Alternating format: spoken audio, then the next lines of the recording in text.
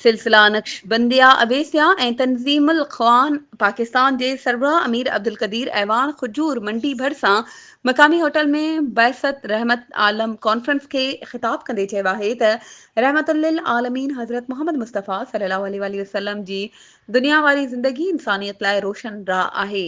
असांखे अल्लाह जे रसूल जी ॾसियल वाट ते हलणु घुर्जे। तंज़ीमुल अख़वान जे अमीर अब्दुल कादिर ऐवान वधीक चयो त अल्लाह ताला क़ुर पाक में फरमायो आहे त अल्लाह ऐं हुन जे नबी करीम जे फरमान ते अमल ई कामयाबी आहे ऐं अमानतुनि में ख़यानत न कयो। हुन चयो त उहे सहाबा जेके अशरा मुबशरा आहिनि उन्हनि खे दुनिया में ई जन्नत जी ख़ुशख़बरी ॿुधाई वई। जॾहिं त सहाबा रसूल सल्लल्लाहु अलैहि वसल्लम जो ज़िक्र तौरेत ऐं इंजील में बि कयो वियो आहे। अल्लाह ऐं हुन जे पैगम्बर जे हुकुम ते अमल करे असां दुनिया ऐं आख़िरत जी कामयाबियुनि खे यकीनी बणाए सघूं था। दीन खां दूरी ऐं सुन्नत नबी ते अमल न करण सबबि दुनिया में केतिरनि ई मुसीबतुनि जो शिकार आहियूं।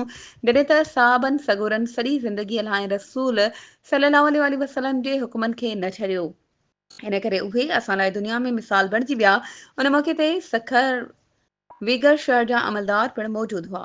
वधीक ख़बरुनि ऐं अपडेट्स जे लाइ असांजे चैनल खे सब्सक्राइब कयो ऐं हा, बेल आइकन खे प्रेस करणु न विसारिजो त जीअं असांजी हर नई अचण वारी वीडियो तव्हां ताईं पहुची